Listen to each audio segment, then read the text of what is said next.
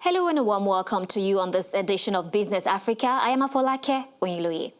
Coming up, Morocco and Nigeria agree on next steps for gas pipeline deal. How would African countries benefit from this joint trans-Sahara pipeline project? We'll find out shortly.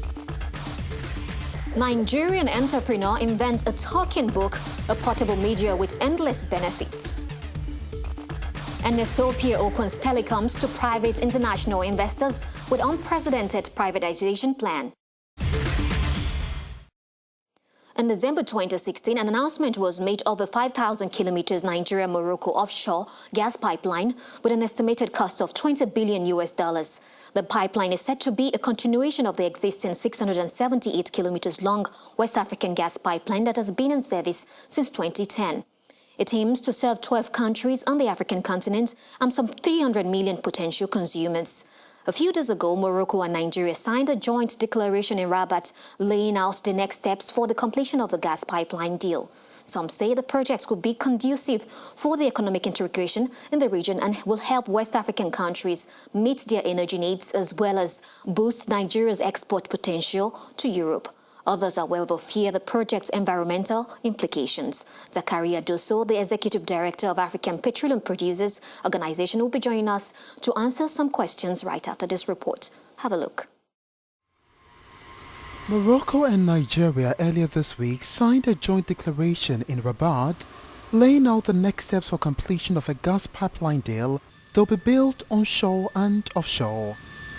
In the joint declaration, Morocco's National Office of Hydrocarbons and Mines and the Nigerian National Petroleum Corporation, the two authorities supervising the project, said, for economic, political, legal and security reasons, the choice was made on a combined onshore and offshore route. There are going to be a lot of benefits, benefits from that. First of all, it's going to promote greater intra-African cooperation.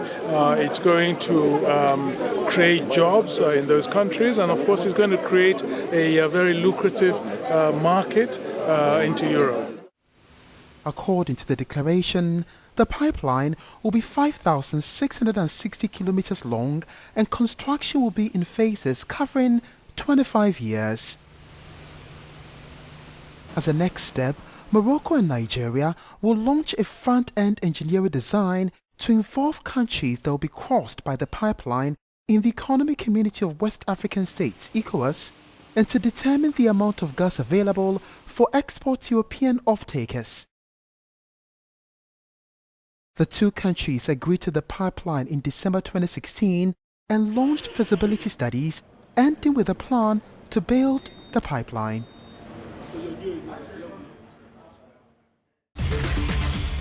It's now time to speak with Zakaria Dosso, Executive Director of Apple Fund, for more on that report. Welcome to the program, Mr. Dosso. Bonjour. Thank you for having me in this interview.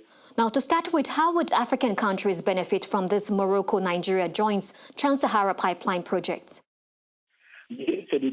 The goal is to create a large sub-regional market in West Africa where countries that produce a lot of gas will be able to share some gas with others where there are energy problems. You know, the lagging development in African countries is largely due to an energy deficit. So when there is no electricity, we use a lot of wood for cooking and other things. Natural gas can also be used to curb deforestation. So the idea is that Nigeria, which is a big gas producer, can export gas to those countries who will buy it at a reasonable cost. Senegal, which has discovered large amounts of gas, could be connected to this gas pipeline and the de facto market that we are setting up. It will certainly reach Morocco, as it is several phases that will extend over a period of 25 years. It will go to Morocco and, if possible, cross the Mediterranean to Europe. So African countries will fully benefit from this project, and during its construction, it will generate employment and other benefits. Now, this pipeline will be precisely 5,660 kilometers long and will be in phases over 25 years. Won't these projects be a financial sinkhole that will lead to an exponentially increase of debt burden of our countries? Well, first, you have to remember one thing, that our countries need infrastructure. So we must now find means to give them infrastructures. So it can be the countries that are directly in projects or can be international companies.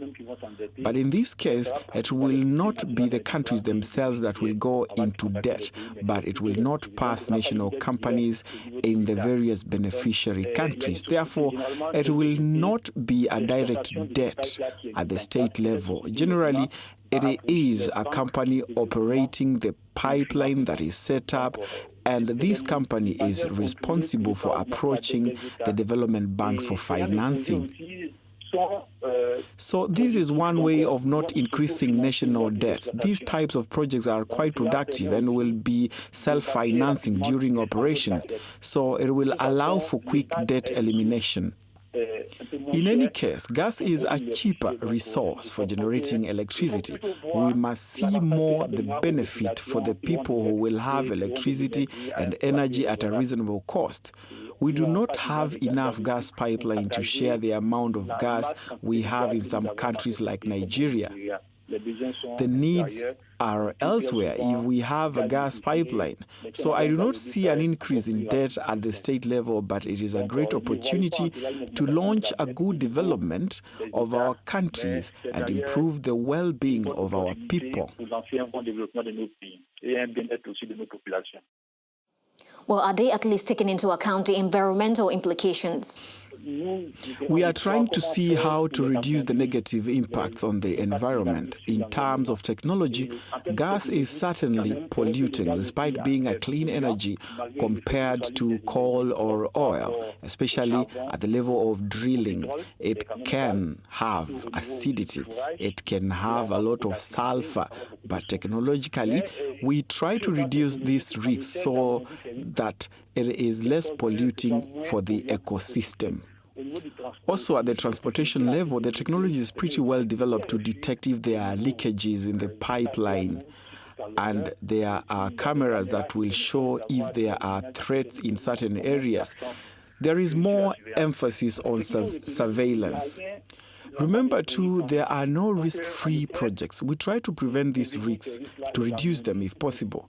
But to go towards development, we do everything we can to avoid those risks that harm our people or the environment. Well, thank you very much for those insights, Mr. Doso. And stay with us to find out more about the revolutionary book invented by a Nigerian entrepreneur right after this short break. Stay with us.